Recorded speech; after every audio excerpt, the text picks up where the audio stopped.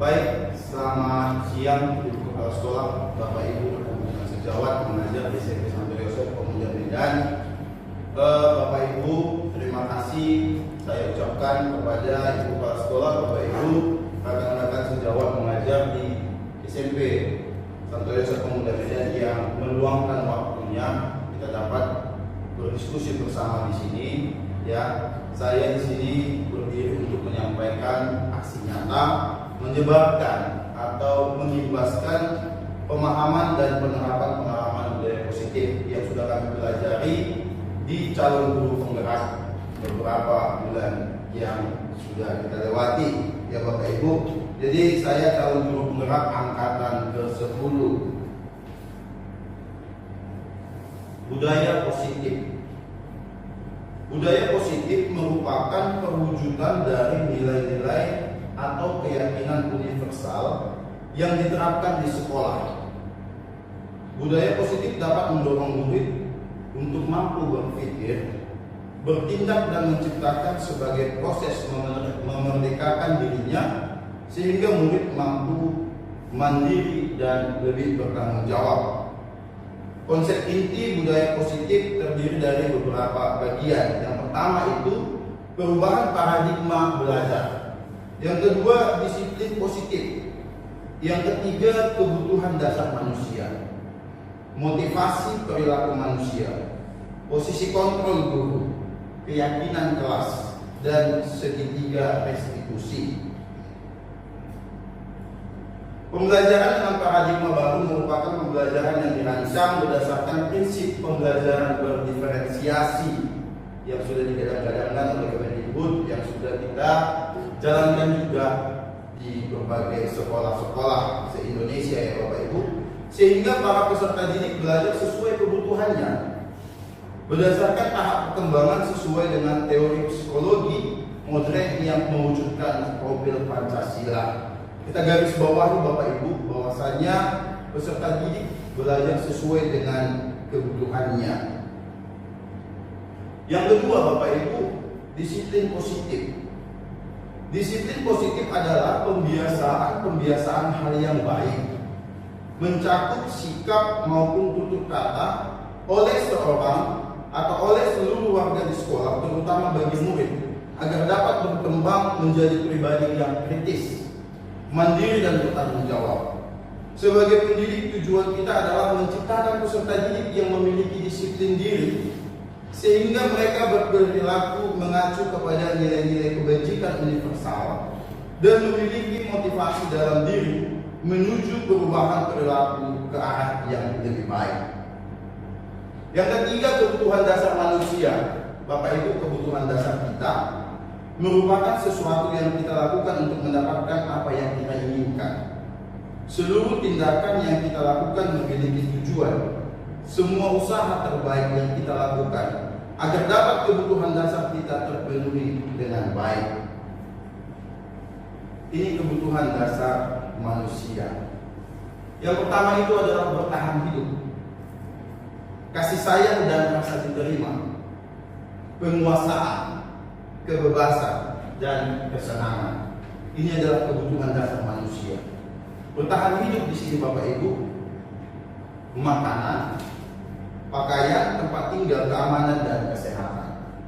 Yang kedua adalah kebutuhan dasar manusia adalah kasih sayang dan rasa diterima oleh orang lain. Rasa diterima, diperdulikan, berbagi, kerjasama, dan menjadi bagian dalam kelompok. Bagian dalam kelompok. Di sini tadi kasih sayang dan rasa diterima. Kita tahu bersama Bapak Ibu, anak-anak kita sebagian di sini bahkan ada berkelompok untuk membuli satu sama lain.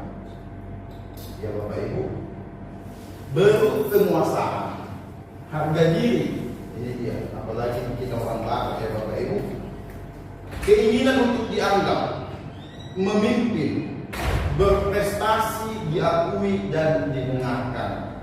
Jarang ada di antara kita Bapak Ibu, apalagi kita sebagai seorang guru, ketika kita berbicara tidak didengarkan oleh murid. Bahkan salah satu motto di SMP Santo Yosef, satu berbicara, semua mendengarkan. Baru yang keempat adalah kebebasan. Mandiri, memiliki pilihan, mencoba hal baru, dan mampu mengendalikan arah dirinya. Yang selanjutnya lagi kesenangan, bermain, humor, antusias, dan tertawa. Inilah kebutuhan yang dasar untuk kita umat manusia. Baru yang keempat adalah motivasi perilaku manusia. Motivasi perilaku manusia ini adalah yang pertama hukuman. Inilah yang memotivasi perilaku atau tindakan-tindakan kita sebagai manusia. Tidak terlepas juga Bapak Ibu dengan seluruh siswa-siswi kita. Yang pertama hukuman. Hukuman ini tidak terencana atau tiba-tiba. Yang kedua, murid tidak tahu apa yang akan terjadi. Ketiga, bersifat satu arah, artinya dari kita sebagai Bapak Ibu guru. Berupa hukuman fisik dan psikis. Baru yang selanjutnya lagi konsekuensi. Konsekuensi ini terencana. Artinya kita membuat rencana dulu, keyakinan kelas nanti akan kita bahas Bapak Ibu. Apabila kamu terlambat, maka konsekuensinya apa? Itu terencana ya Bapak Ibu dengan dua belah pihak. Berbeda dengan hukuman tadi Bapak Ibu. Terencana dan disepakati sesuai dengan peraturan. Yang kedua, murid tetap dibuat tidak nyaman. Yang ketiga, sikap guru selalu memonitor murid. Berbeda dengan restitusi. Restitusi ini adalah pemulihan. Proses menciptakan kondisi bagi murid untuk memperbaiki kesalahannya. Proses kolaboratif yang mengajarkan murid untuk mencari solusinya sendiri. Jadi seperti menciptakan kondisi bagi murid untuk memperbaiki kesalahannya. Kita ajar dulu murid untuk mengetahui kesalahannya, mengakui kesalahannya, dan kita bimbing murid. Kita arahkan murid untuk mencari solusi dari kesalahan tersebut. Itu dia kalau restitusi. Baru 5 posisi kontrol guru. Ya, 5 posisi kontrol guru. Yang pertama itu adalah penghukum.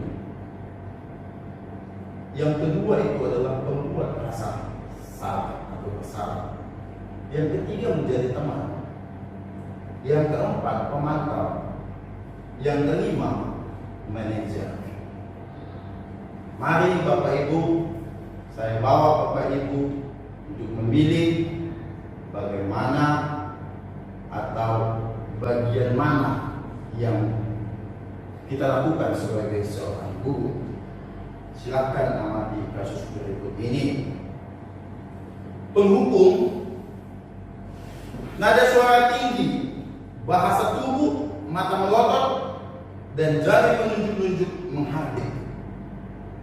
Terlambat lagi, pasti terlambat lagi. Selalu datang terlambat. Kapan bisa datang tepat waktu? Tanyakan kepada diri Anda. Bagaimana perasaan murid bila guru berbicara seperti itu pada saat muridnya datang terlambat? Mari kita ambil ke diri kita. Ketika kita terlambat, datang ibu kepala sekolah, pimpinan sekolah ini mengatakan hal demikian kepada kita. Kita tidak tahu dulu.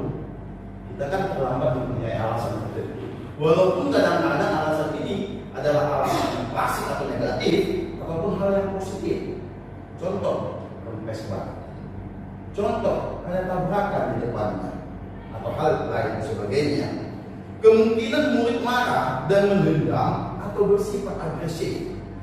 Bisa jadi sesudah kembali duduk, murid tersebut akan mencoret-coret bukunya atau meja tulisnya. Lebih buruk lagi, sepulang sekolah, murid melihat motor atau mobil Bapak Ibu guru dan akan menggores kendaraan tersebut dengan paku. Gara-gara apa? Rasa emosi tadi, rasa kesal tadi. Padahal dia memiliki hal positif. Contoh yang sudah kita ketahui bersama Bapak Ibu ketika kita piket di pagi hari, ya, itu sebagai penghukum. Pembuat merasa bersalah. Nada suara memelas, halus, sedih. Bahasa tubuh merapat pada anak atau lesu. Contoh kasusnya, Adi, kamu ini bagaimana ya? Kamu sudah berjanji dengan ibu tidak akan terlambat lagi.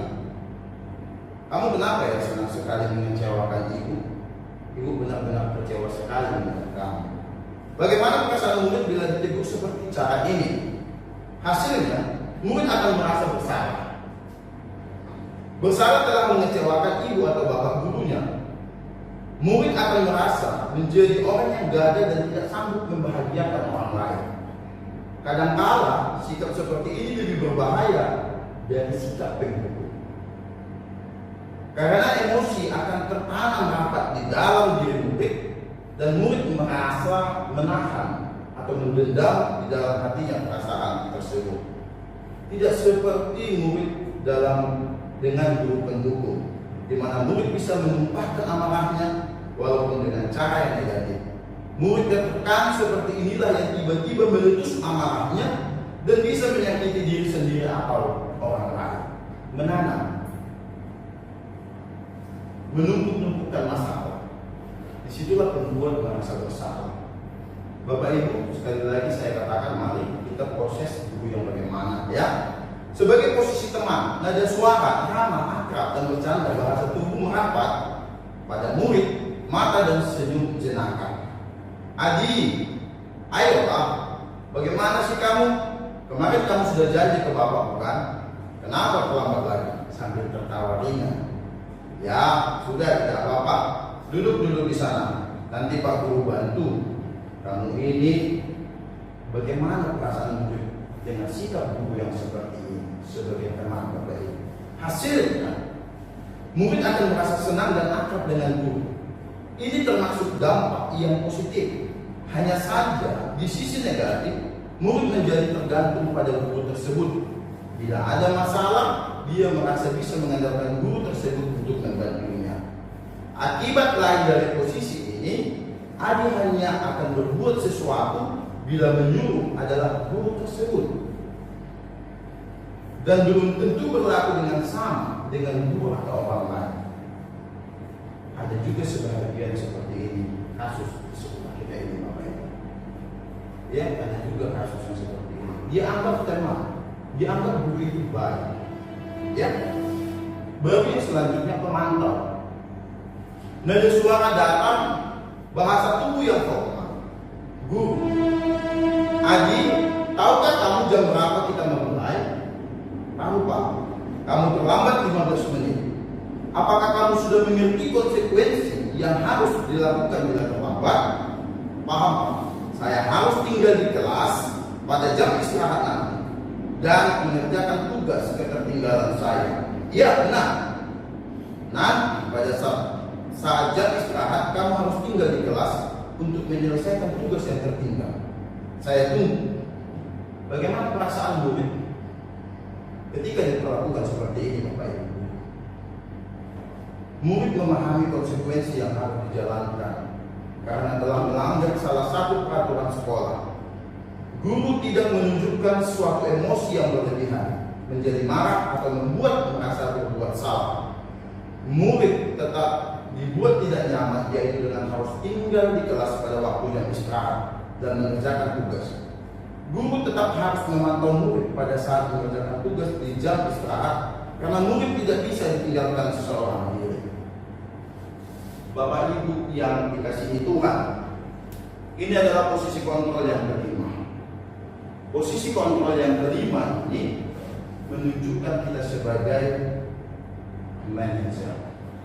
Coba bantu saya Ibu Marni untuk membacakan posisi guru sebagai manajer. Silakan berdiri Bu Marni.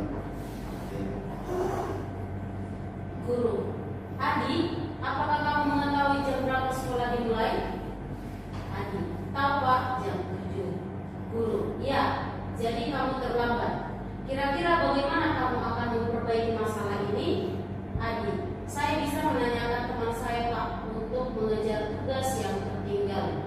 Guru, baik, itu bisa dilakukan. Apakah besok akan ada masalah untuk kamu agar bisa hadir tepat waktu ke sekolah? Adi, tidak Pak, saya bisa hadir tepat waktu. Guru, baik, saya hargai usahamu untuk memperbaiki diri. Terima kasih Bu Marni sudah membacakan untuk perdengarkan dari kita bersama di sini. Bagaimana perasaan murid diberlakukan seperti ini? Bapak Ibu, pada posisi manajer, maka suara guru sebaiknya tulus, ikhlas. Tidak perlu marah, tidak perlu meninggikan suara, apalagi menunjuk jari ke murid atau menghardik, berkaca pinggang, atau bersikap seolah-olah menyesal. Tampak sedih sekali akan perbuatan murid ataupun bersenda gurau menempatkan diri sebagai teman. Fokus pada murid, bukan untuk membahagiakan guru atau orang tua. Murid sudah mengetahui adanya suatu masalah, ada sesuatu yang perlu terjadi. Bila guru mengambil posisi pemantau, guru akan melihat apa konsekuensinya, apa peraturannya. Namun pada posisi manajer, guru akan mengembalikan tanggung jawab pada murid untuk mencari jalan keluar permasalahannya, tentu dengan bimbingan guru. Bapak Ibu yang dikasihi Tuhan, makanya saya menyampaikan di sini Bapak Ibu, kita posisi kontrol guru yang mana? Ya Bapak Ibu. Jadi saya mengajak Bapak Ibu membaca, mendengarkan dari 5 posisi kontrol yang tadi, supaya kita sama-sama mengetahui bahwasanya posisi kontrol guru itu adalah seorang manajer, bukan seorang teman, bukan seorang pendukung. Ingatlah Bapak Ibu, Ki Hajar Dewantara menyampaikan adalah kodrat alam dan kodrat zaman. Artinya seluruh anak-anak yang dititipkan di SMP sampai SMP Muda Medan ataupun di sekolah-sekolah lain adalah berupa anak-anak yang unik, mempunyai kelebihan dan kekurangan masing-masing. Bapak Ibu, saya dapat di CGP pernah salah satu fasilitator saya mengatakan begini Bapak Ibu, bahwasanya tidak pernah apa yang mereka dapat pembelajaran di matematika kita salah satukan kosinus tan, ya, kosinus tan yang mencari makan mereka ketika mereka sudah besar. Selalu mereka menggunakan yang namanya skill, keterampilan mereka untuk menghidupi kehidupan mereka pribadi termasuk pribadi ketika sudah besar. Bapak Ibu, saya mau bertanya di sini, mungkin ada guru matematika di sini, Bu Nova ya. Kosinus, apa saja Bu Nova? Kosinus, tangent dan sinus. Kosinus, sinus. Oh, sinus, kosinus, tan. Ini akronim loh sebetulnya. Kalau di kami guru Benjas, akronim. Kalau di matematika tidak ya. Sinus, kosinus, tan. Sini ke kos aku kan. Itu dia kalau di Benjas. Sinus, kosinus, tan. Sini ke kos aku kan. Katanya ya. Baik Bapak Ibu ya. Itu supaya tidak ngantuk aja ya Bapak Ibu ya. Baik, kita lanjutkan. Slide yang selanjutnya, contoh penerapan 5 posisi kontrol guru. Penghukum sekarang berdiri di depan kelas, kemudian bawa buku, paket, dan buku latihan. Kerjakan tugas yang tidak bisa kamu kerjakan di rumah, dan tidak boleh duduk apabila tugas itu tidak selesai sampai pembelajaran misteri berakhir. Ini sebagai penghukum Bapak Ibu. Ini sebagai penghukum, dan mungkin sampai saat ini masih ada kita Bapak Ibu guru yang melakukan seperti ini. Yang selanjutnya, membuat merasa bersalah.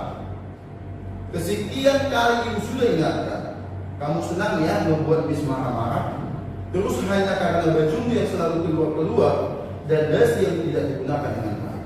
Ini membuat merasa bersalah. Ya Bapak Ibu.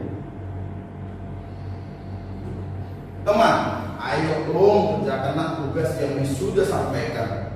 Jika sudah selesai, maka Miss akan ajak kita bermain games. Ada ya Bapak Ibu kita.